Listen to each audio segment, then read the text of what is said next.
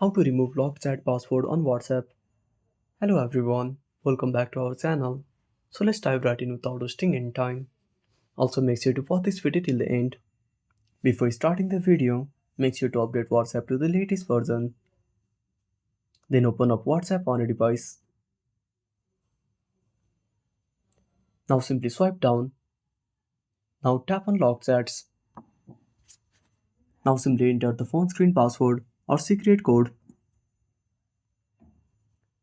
Now tap on three dots at the top right corner. Now tap on chat lock settings. Now tap on secret code. Now enter the password and tap on turn off.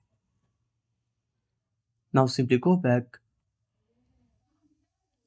Now to remove the chats from locked chat, simply keep holding the chat, tap on three dots.